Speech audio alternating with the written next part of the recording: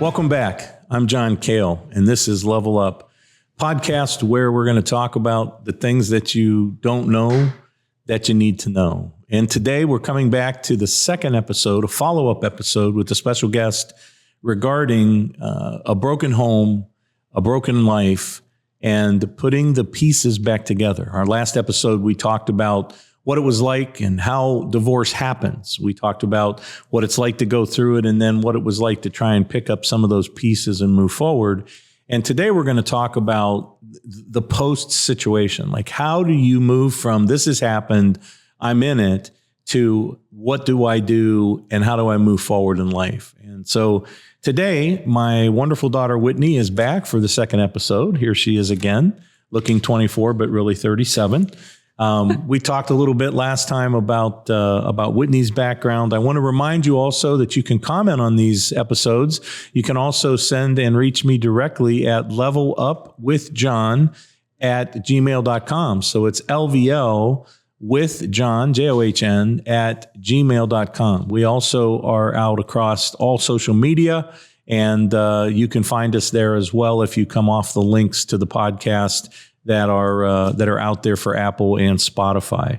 We're talking today about rebuilding, and it's kind of like when divorce happens, there was a puzzle, and all the pieces were in it. Many of you who have in the past worked on puzzles, I never had the patience to do jigsaw puzzles.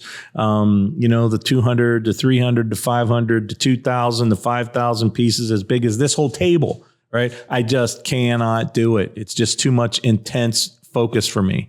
Probably, as I mentioned before, from my ADHD, ABC, NBC, all that fun stuff that I had and took Ritalin for when I was young. I just have a hard time sometime with that stuff.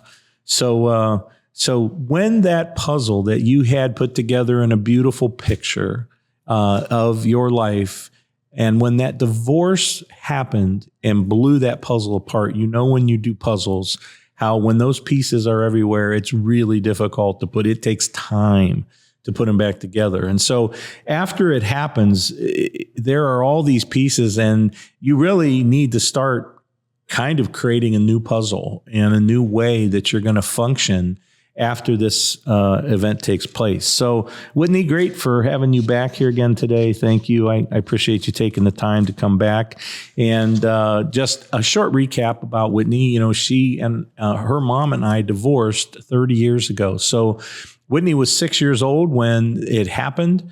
And so she has been through childhood with it, grown up with it, come through it. And then, in relationship, married, and has a 6.5-year-old daughter named Stella, who would tell you she's 6.5, not 7 or not 6 in her life. So Whitney lives locally. It's been great that they're close to us. She has her husband, Jeff, her daughter, Stella, and Whitney's background is pretty diverse. She has worked in the family business. She's a realtor. And a mom, and is involved with, what's the thing you're involved with the school thing? Oh, the homeschooling co-op. A homeschool co-op. Yeah. She's involved in that, and getting Stella to gymnastics and managing that young little girl who has a personality bigger than this room. Trust me. I think at some point I'm going to have her on the podcast. I really, really do. Maybe I'll have her come and talk about being a coroner. Because her first day of school at this co-op, she was sitting in the front row, and the teachers were telling them everything, and they were done doing their presentations, and all of a sudden Stella raised her hand and said, "Hey, got a question." And the lady in charge was like, "Yeah, what is it?" She said, "I didn't see anything about being a coroner and teaching me about that." And the lady said, "What in the world?" And she said to Whitney, right? Like, what is she? Did she say coroner? Yes. And so, she literally started with wanting to. Yeah, she's fascinated with anything medical. Yeah. Very fascinated with medical autopsy. Nothing grosses her out. So we'll see what's to come for Stella. Yeah. So there may be an episode with that one coming sometime in the near future. Okay. So Whitney went to Akron University of Akron here locally, got her degree in psychology. and met Jeffrey, and is using all of her psychology on Jeffrey and Stella now, as well as her dad and any other people in her life as she's worked in the family business. So one of the things that I wanted to ask you was, I talked about yesterday, just real quick, that her and I are very similar. We like to be organized. We don't like to sweat when we're getting ready. We don't like to sweat when we're dressed up. It makes us very irritated. But I was going to ask you, is there something that I didn't say that you would say is something that we're similar, like, or that kind of a thing, that you have a memory or something you'd want to say there? Oh, there's a lot of memories. There's so many memories. I would say that something that's a fun fact that we're similar, like, is we're a little high maintenance with food. Yeah, that's a good one. I would agree. We both are very into food, the experience, the presentation.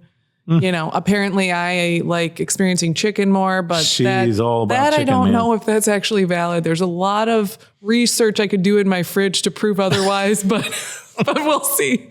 But we're both foodies, I guess you would say. Yeah, I agree with that. And I have been called by my mother high maintenance when it comes to coffee. So. Oh yeah, I've heard people say coffee snob about you, right? Right. I'm not like a coffee snob. Like, I order things 5 different ways and need sweeteners and all this fancy foam and everything. I'm just like clean, quality coffee, French press, simple. But my mom says that the type of coffee I buy is high maintenance. She does. And we were over at her house over the weekend, and I had a hit of your coffee, which actually was pretty good. I noticed that it was strong, but it wasn't bitter, and it was smooth. So I could tell the difference in it. So, I definitely could tell it was French press, right? Yeah. French press. Yeah. So the last time we were together, we talked about what happened. We talked about the impact, and we talked about the pieces and healing through that. I guess before we go through, I've got about 3 different sections here and questions that I want to present to Whitney and have her share today as we go through the final piece of this podcast talking about divorce. And by the way, just a reminder to some of you that this is something that would be touching probably almost 1 out of every 2 of you that are watching. You've either been through it as a child, you're maybe going through it even with your parents now, and you may be an adult, or you may be in a marriage and you may be going through a divorce yourself or contemplating it. Hopefully there are some things that you've heard last session and this session that will help you in your life as you move forward. So, excuse me. Is there anything, Whitney, from the last session, as we talk about this subject about moving forward today and rebuilding, that you would just, in a nutshell, say, hey, look, this would be a thought that I would throw out as we start to talk about the rebuilding process that from the last session? I would just say I mentioned this last time, but I would say just to keep at the forefront of your mind that nothing is wasted.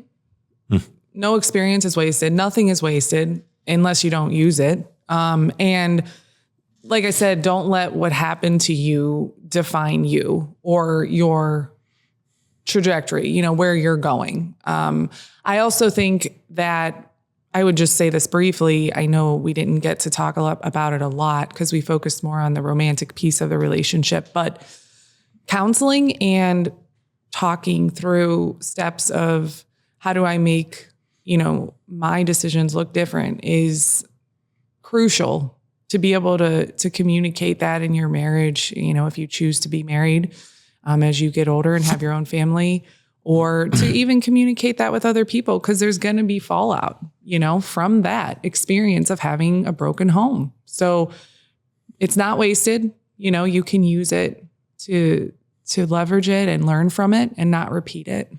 Well, Whitney makes you bring up something that's really important here that we never talked about the last session. And that is counseling, right? Mm-hmm. A lot of people will joke about that, right? Counseling or my psychologist or, all those kind of things. I I would say that most of the time it's the men who say, I don't need to go to counseling. I think nobody get mad at me or, whatever. You can't be mad at me out there. Because I think this is a true statement that men would tend to be less likely to initiate going to see a counselor for a situation in a relationship or in a marriage. I think typically the ladies in a relationship would potentially be the ones who might say, hey, we should talk to somebody, right? I used to tell Whitney when she was young, it's kind of like changing the oil in your car. If you get a new car and you never change the oil in your car and maintenance your car and change your transmission fluid and belts that go bad, et cetera, right? Your car is not going to last a long time. You're going to blow up the engine. And so if you think about your life in that way, right, and you see the potential to counsel with somebody who's a professional who can objectively listen and look at your life and probably be looking through the window into your life and sometimes see things that you may be completely overlooking, it's kind of like an oil change in your life, right? That's what it's like. It's maintaining yourself. So there's nothing to be ashamed of with that, right? I can tell you, I've been to see different counselors my whole life.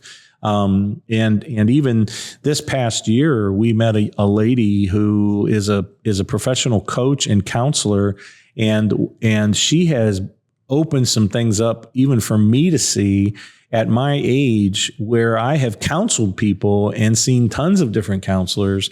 And she has an approach that deals with neuropsychology, which we're not going to get into this real heavy, but the bottom line is she comes at it from the standpoint of our brains and the way our brains work.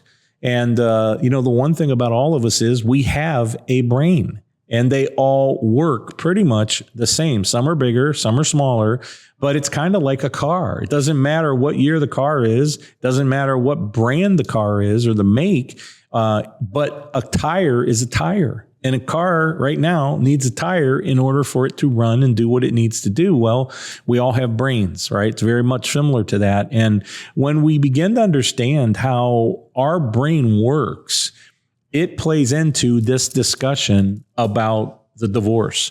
Because a lot of times what's happening is they're just natural behaviors that we've learned, and it's the road that's been built in our life, and that's the road we're used to driving on. And basically what needs to happen is we need to close that road and build a new one going in a different direction and level the ground, take the trees out, get everything set, make the foundation, put in the new pavement, put up the signs, and start driving down a new road. That's what really needs to happen. So we may have some more discussion, but I just wanted to bring up the point about counseling because it's really crucial. And I know for you, we took you to counseling through the divorce for a couple years when it happened, right? Mm-hmm. And then a couple years went by and you came back when you hit like middle school and you went for a couple years. And then you came back when you got into high school, right? Yep. And then after graduating high school, you went back to counseling.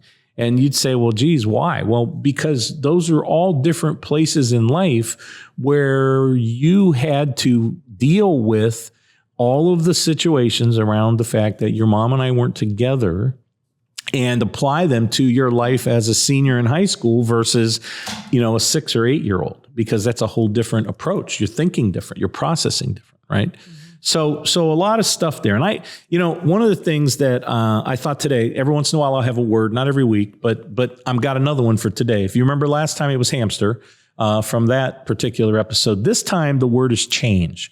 And the reason that I say that is because when I say the word change, what is it that you feel? Right? When I say change, do you feel like in your gut something go, whoa? Or in your mind, you feel stressed? Do you feel anxiety? Do you feel like, nothing that I like? We probably all have a feeling some way in our body about the word change, right?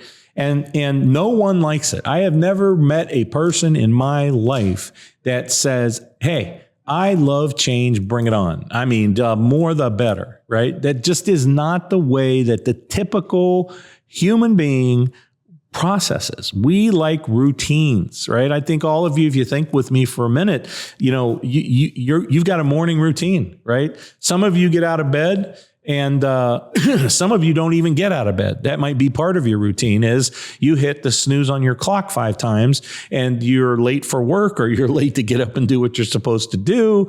And then but it's part of your routine. I always hit the clock snooze multiple times. Some of you take showers at night. Some of you take showers in the morning. Some of you eat breakfast. Some of you don't. Some of you want to go out to breakfast. Some of you want to buy coffee, right? You have a morning routine down to like when you get dressed and where you get dressed. If someone followed you, I would promise you that there's probably a consistent routine.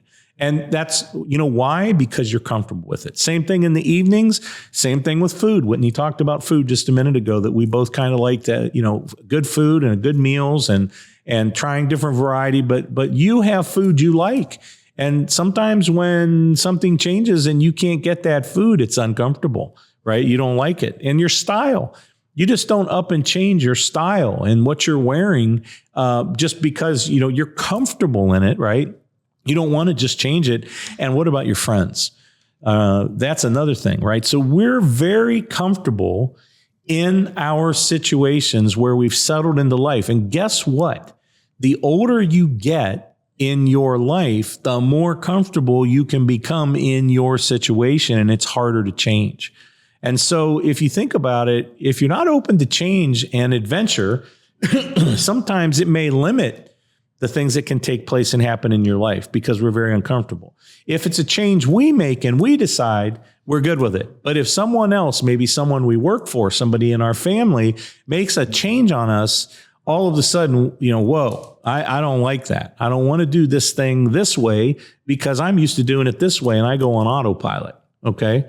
So change was the word for the day. And the reason that it makes sense to us is because that's what it's going to take for you as you walk through the situation with rebuilding and repairing your life from a divorce. You're going to have to walk through that. So Whitney, the first section, what I want to ask you a few questions about is looking back, what were the different pieces that were involved? And so the first question is, after the divorce, what were some of the things that you felt like you lost? Whether it was people, routines, a sense of home, et cetera. What were some of the things that you felt like might have been those pieces? Not only were they, laying around and busted out of the picture, but then they were misplaced and lost. I think I felt like I lost the ability to be a kid, like other kids. Most kids, they get up, they do their thing, whether mom or dad's there, they go to school, they ride a bus home, or maybe mom or dad picks them up, and then they do what they're doing, And for me, I always had a mental preoccupation of, okay, all right, so I'm getting up here. Do I need to take this? Do I need to take that? Do I need to pack a bag? Well, where am I going when I get to dad's this time? What do we do at dad's on this night? What do we do at mom's on this night? Well, when am I coming back? And there was just all this kind of mental energy given to that at a young age that I feel like as kids we're not really equipped to be, going through that whole life logistics and all of those things as a child. I don't know. We're just not really designed to be doing that at that age. So I think that was a huge piece that I felt was lost. And I kind of realized that when I had a child, because when I play with Stella, I just love to watch her and I really try to be present and just take it all in because it's so short. She's already 6.5. And I think I realized I was like, I don't feel like I didn't experience a lot of this like kid fun, free feeling that I feel like my friends had at school. And when we were at recess, I was just thinking about different things. Mm-hmm. So, well, one of the things I remember, a couple things I remember you talking about, and this was a huge like bell ringer for me. I remember when you got married and you moved in with Jeff, and you guys were in the condo.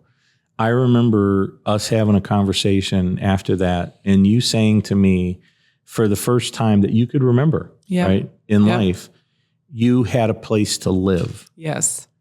And I was like, wow. Like again, these are the things that are fallout, right? That you don't think about when there's a divorce. But to your point, you were living in a bag. So her mom and I mean, your mom and I tried to like see you the same. Like we said, look, we don't want Whitney not to see me or see you.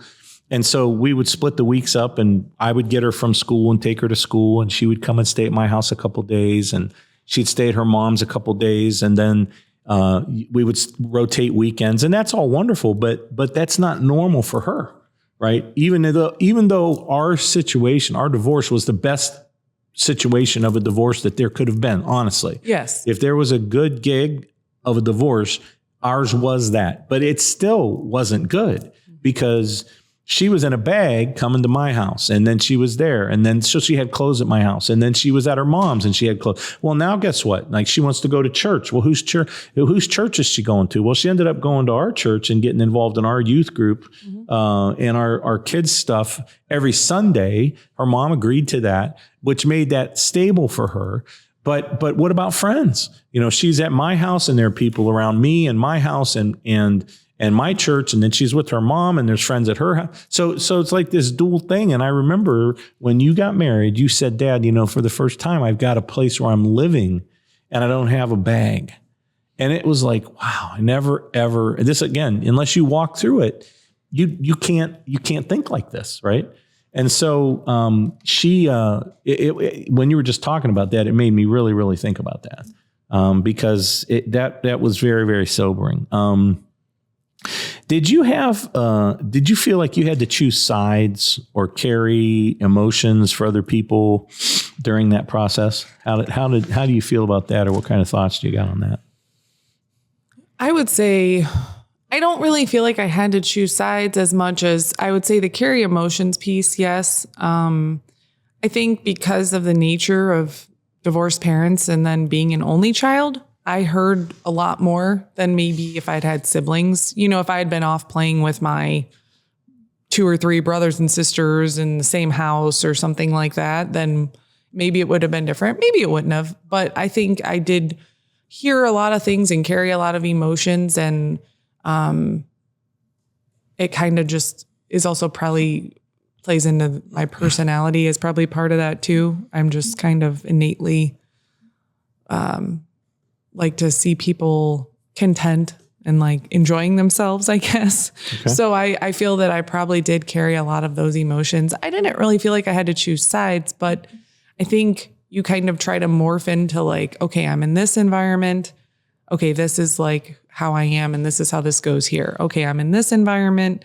This is how this goes and this is how this is here. So you aren't intentionally trying to be not genuine, but there is this element of like blending into your environment in a way because there were differences between your house and mom's house. Yeah. So, yeah. And that's another dynamic, right? I mean, we're different people. So obviously there were some conflicts between us that caused the divorce, right? But now you've got a home over here and you got a home over here and you got rules over here and rules over here and opportunities over here that you don't have over here.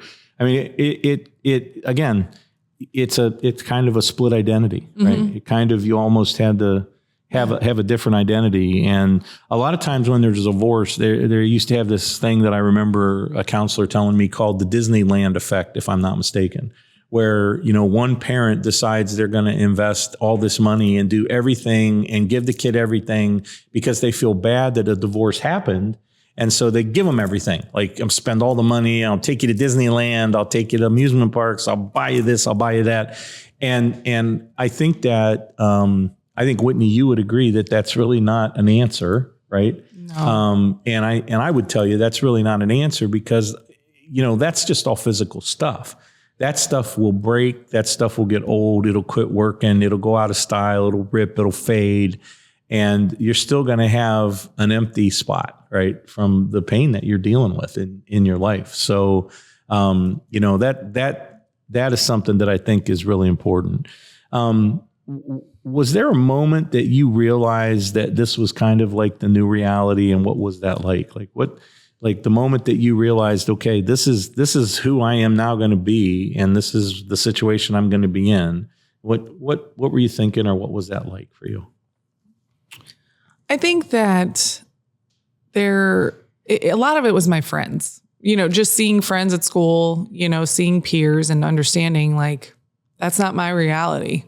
That history that their family trips are in their photos and, oh, we're all getting together for, oh, my family does this and whatever. Like, that's not going to be for me. That's not going to be part of my story. But, I can maybe change that, for my child. But I realized with my friends that wasn't going to be my reality. And I do remember, and that doesn't go away, that longing for what was lost as a child.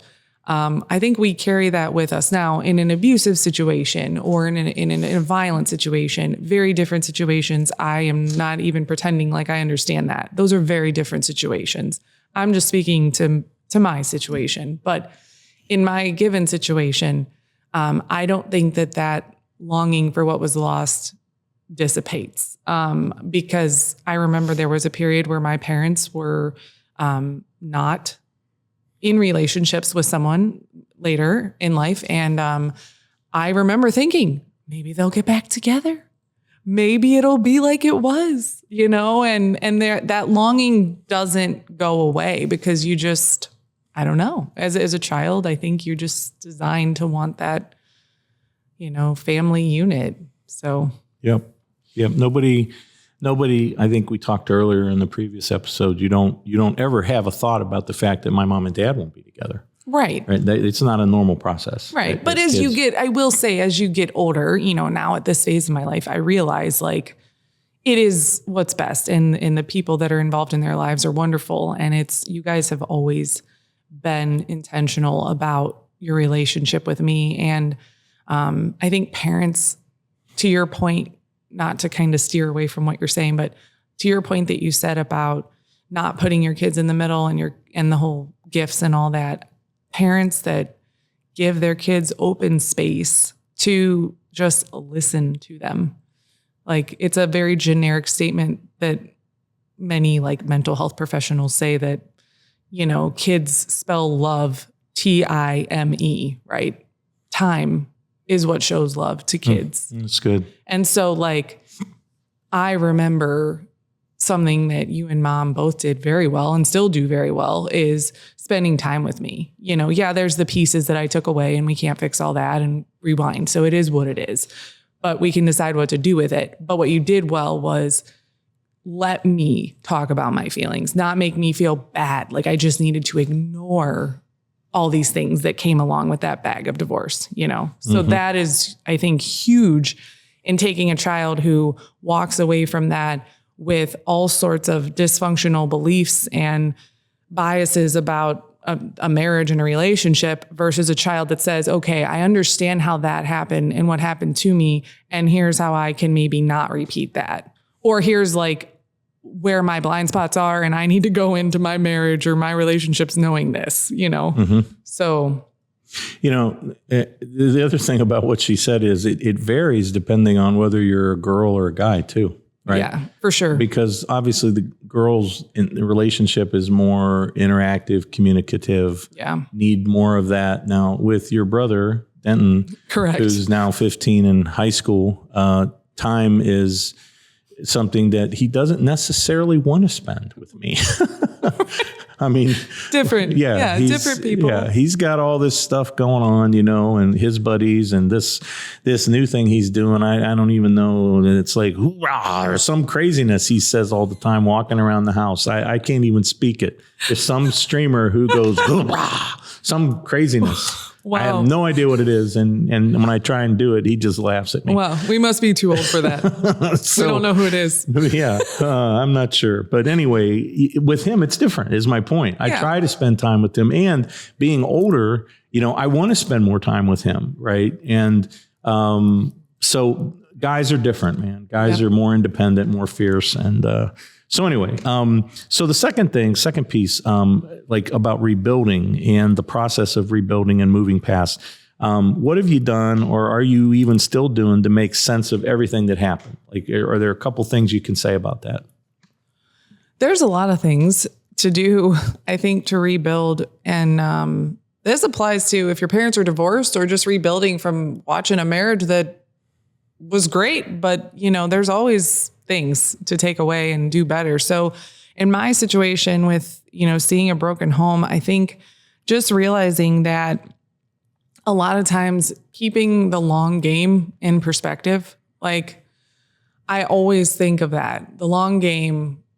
And I tell my husband all the time that I love the history that we have, like the history and the heritage and just the journey that we have together, that I don't have to tell him a story that happened 20 years ago when we were working together. I don't have to explain to him my posture on a particular individual, that I knew in this different season of life, because he knows that. And he knows me, and he knows all of the context because of that history that we've been able to build together. And I think realizing that, there's always going to be this unsettledness from this vacancy, and realizing that that's okay. Like, it's not needed to fix it. And the reason it feels vacant is because it does. I think it's similar to when someone loses, a family member or a close friend.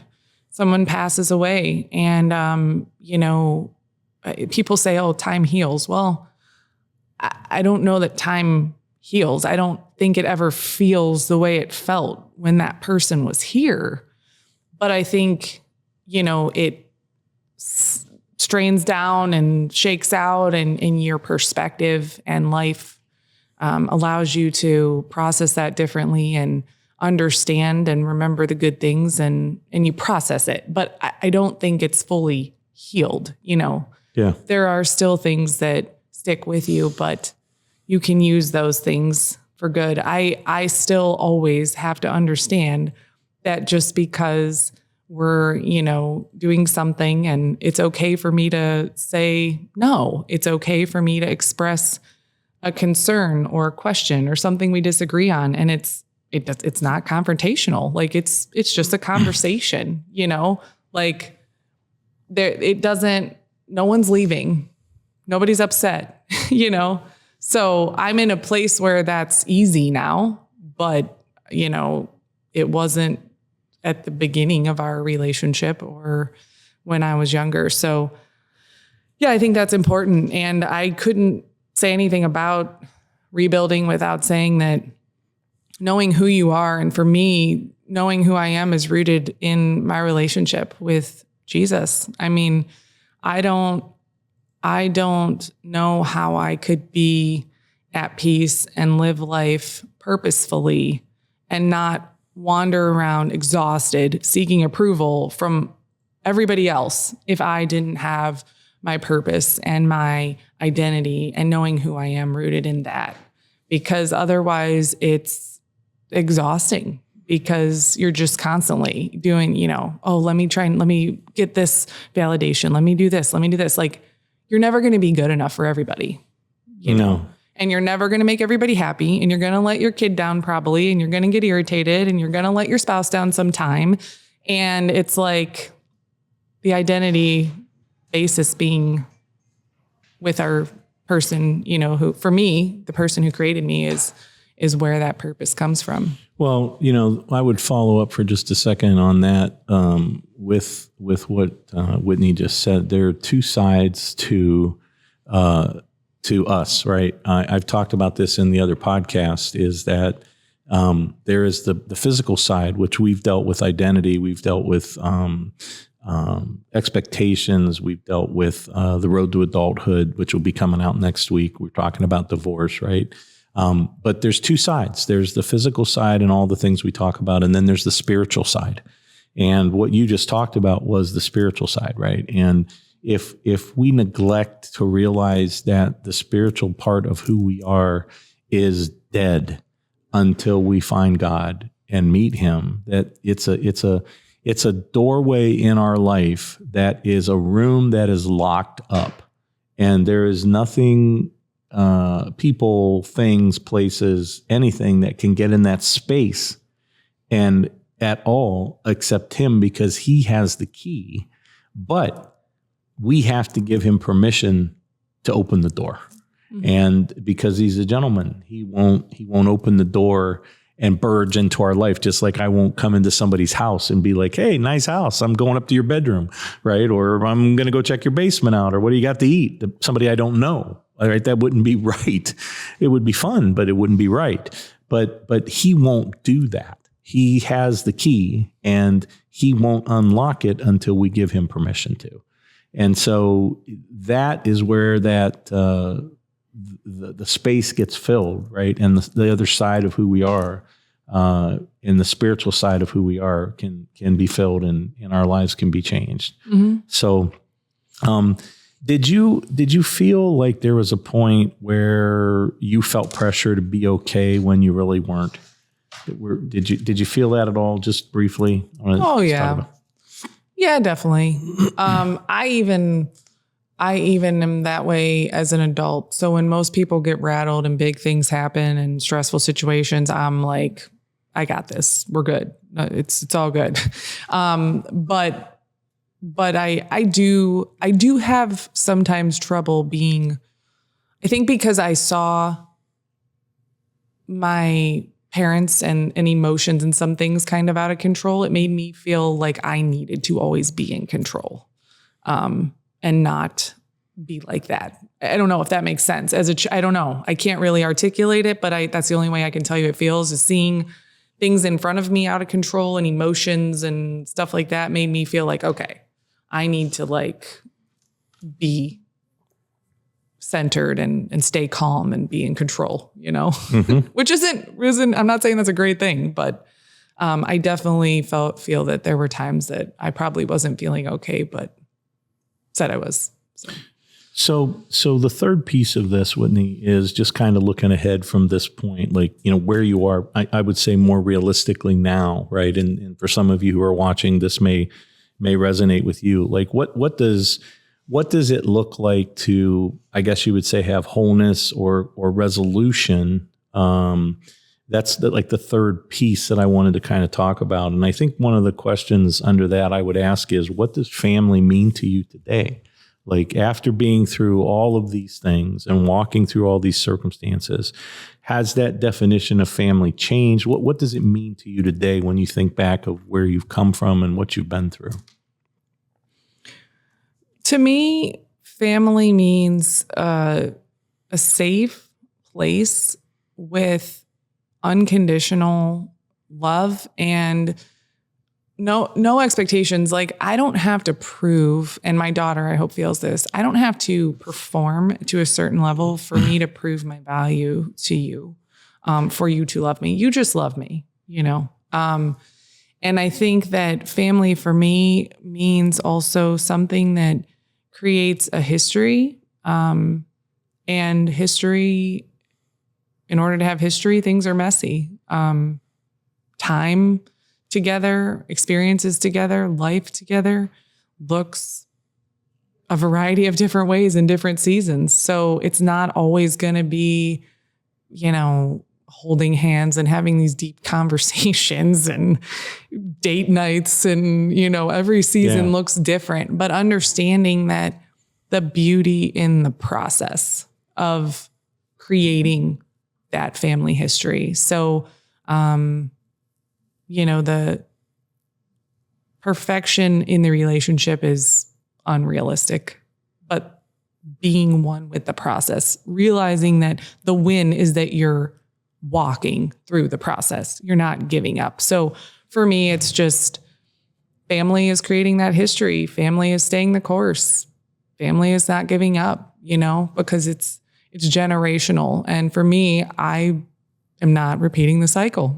I tell my husband that all the time. I'm like, we are not repeating the cycle. I don't care what that means. It's not getting repeated. Yeah. It's not it's not a box that you can check. It's not. No. So yeah. Well, you said something a minute ago that made me think about something here real quick. I think I've got another question and we're going to close up here in just a couple minutes, but you made me think about the fact that you said that I accept you and love you. Right.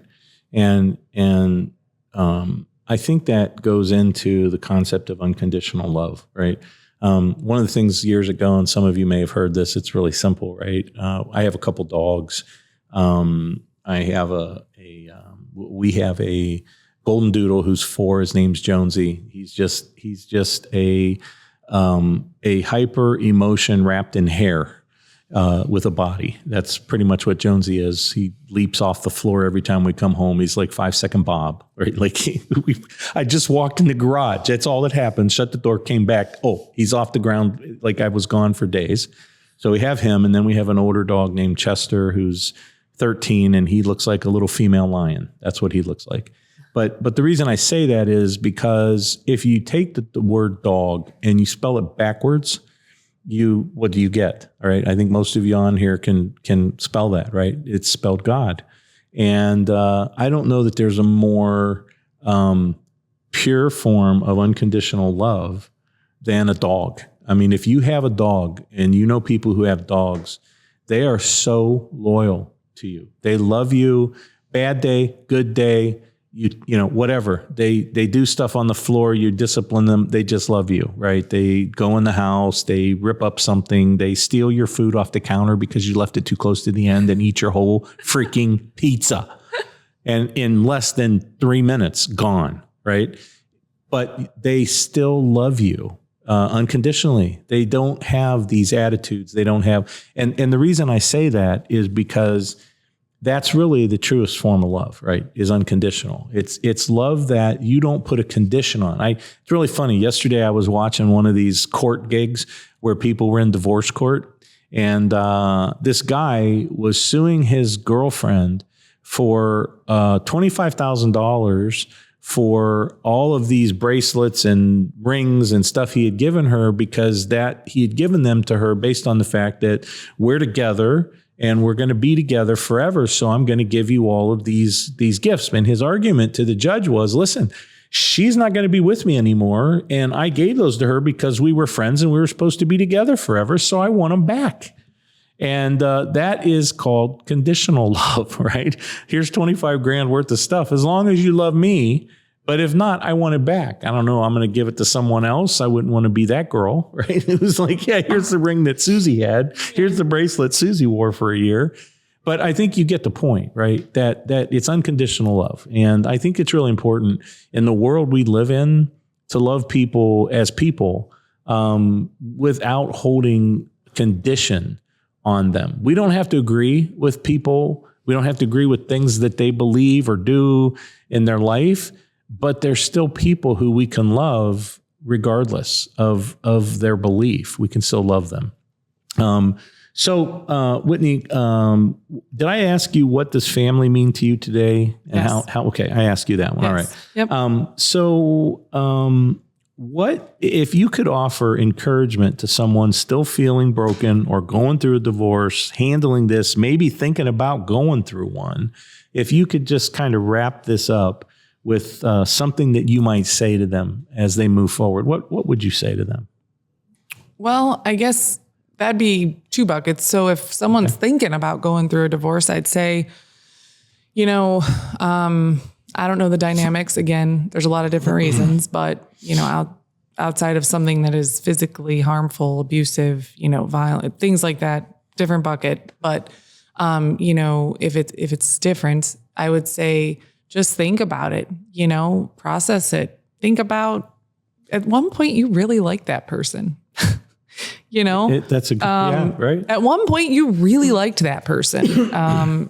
If you're the guy in the relationship, potentially, at one point you were the one that chose to propose. So I don't know, maybe communicate about that and don't rule out counseling. You have to find the right kind, but that decision is generational, and that decision impacts the people that decision impacts most isn't you.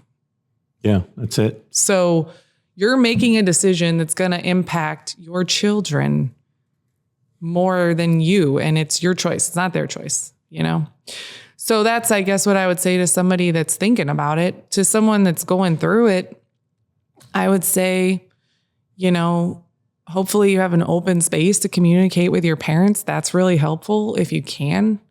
If you can't, then maybe ask them if you can talk to someone else. And if you are a parent with children who you've already, been in a divorce, it's okay. They're not screwed up forever. It's fine. You're not a bad person, but give them that space and provide that outlet, for them to process it and know that, whether you were the person that got divorced or you are a kid that's dealt with that or an adult that, dealt with that as a child, that, like I said, nothing is wasted, and that you don't have to repeat that cycle, and that you can take the things that might have hurt you or you felt made your childhood or life a little difficult, and you can use those to make your story different honestly, and help other people. I've had a lot of conversations with, almost half, it's not quite half. I know you said it's not quite half the statistics, but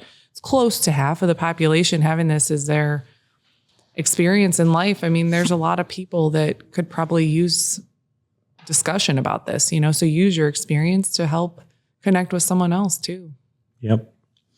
Well, I want to thank you, Whit, for coming and doing these 2 episodes with us. And, I'm so proud of you, the young lady that you are. I can't imagine, honestly, having a better daughter.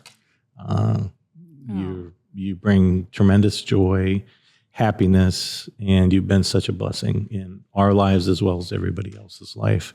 And, I'm sorry that this is something you had to walk through, but I can see the good that's come out of it, right? In making you a stronger woman than you are now through all of this. And, what I'd like to say is as we finish up today, there's a lot of these pieces that are blown up, that come out of the puzzle. And, some of those pieces that can be there from the divorce can be anger, can be unforgiveness, can be sadness, can be a lot of different things that you carry. I think sometimes, I used to tell you, if you remember, I used to tell her all the time, I think every day we have an option when we get out of bed to put on the rubber suit or to put on the sponge suit. Mm-hmm. And if we put on the sponge suit, I think everybody is wise enough to know that what happens when a sponge gets wet, right? It absorbs all of the fluid. It absorbs the water, for example, and a sponge that weighs nothing, that you can flick around in the air and it'll bounce, right? All of a sudden that thing weighs how many times, multiple times more once it's absorbed all that water. So you put on the sponge suit, guess what happens? You absorb everything all day long. And by the end of the day, you can barely drag your butt in the door to bed because you're carrying all of this stuff. Where you put on the rubber suit, what happens? Everything bounces off of you, right? And you don't carry it. And we need elements of both of them, because sometimes there are things people will pass our way that we need to let stick in. But when we're talking about divorce, right? These things can stick on us and carry and drag us down over a long period of time. And one of the things that I would tell you is what happens if you continue to carry that stuff? I'll give you an example of this, right? In not getting rid of it. We have a couple 4-wheelers, and we just bought my son Denton a new quad, and we went out a couple weekends ago, and they're both fairly new. And we went to a place, and I'm just telling you, it was the most muddy situation I have ever been in my entire life. It was a blast. We went to this place down south of Canton. Can't remember the name of it, but they had a lot of different options. You could go in the woods through mud. You could go out in a field through puddles. You had a lot of options. And so we were going through puddles that were probably, I don't even know, man, maybe 2 feet deep, with these things going through them at full speed, maybe going 30 miles an hour and hitting these puddles, and water just, our helmets were covered with mud. Our glasses were covered with mud. And the machines, you couldn't even see. If I had a picture, I could show you my machine's yellow. You couldn't even tell it was yellow. His was camo. You couldn't tell it was camo. They were just covered. But the reason I tell you that is because here was the cool thing. We take them on the trailer when we're done to the car wash. And we go to those car washes where they have like the jet sprays and like the 20 different things. You know, I got the foam, I got the wax, I got the tire thing, the pre-spot, all of that stuff. And we're there for like 30 minutes. It probably costs $30, honest to gosh, for us. But we start spraying those machines, and it's so cool how when we rinse all that nasty mud off, that machine is shiny still under there, right? It looks brand new again. We get all that mud off, and it comes right off because I'm using the right stuff. I'm using the right device. I've got the pressure, I've got the soap, and it looks all wonderful, right? And so I guess what I would tell you is that from a physical perspective, if you've got all this stuff that's stuck on you and you're carrying, right? That you need to somehow let that go and let somebody else like get that off of you, right? And there's no person that's going to do that, all right? There's just no individual that's going to be able to make that change for you in your life. And what I would tell you is that you got to let it go. And I would tell you to turn to the one person who can really help peel that stuff out of your life and change you. He made you, he created you. He runs the planet, he runs the world, he runs the universe, and making changes when you talk to him directly and asking him for help is the only place that's going to happen. And that's really my hope and my prayer for you, that you would take the time to really think about the fact that you might not have given God a fair shake, and that you would turn to him. I would remind you again as well about my book, Finding the Answer by John Cale, up on Amazon, hard copy, paperback, or in electronic version. And I don't stop at the end of this and tell you that because I want to sell 5 million books, okay?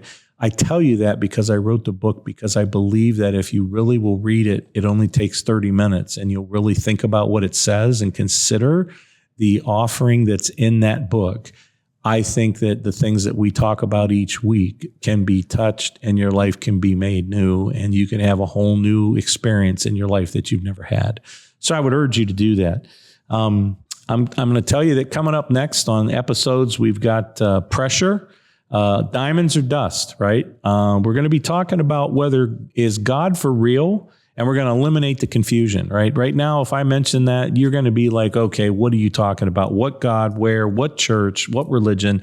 Listen, this is not as hard as it appears to you. And what I will tell you is, if there's confusion about any subject in your life, that means that you've got a bunch of stuff that's not true. Okay. If there's a lot of confusion, then there's something not true there. And so this is not hard. It's very factual, very scientific, and very real for you to understand that subject. And we're going to be talking about that. So please take a moment, share this with somebody, have them go and listen to some of the other podcasts that we've got up. Also, you can email me again at levelupwithjohn@gmail.com. That's LVL upwithjohn@gmail.com. You can also message me. We're out on social media as well. And I just want to challenge you once again to please do something from this podcast. Take an action. Do something for yourself. Add to who you are. Remember, you're unique and there's only one you. And I'm John, and I'm out.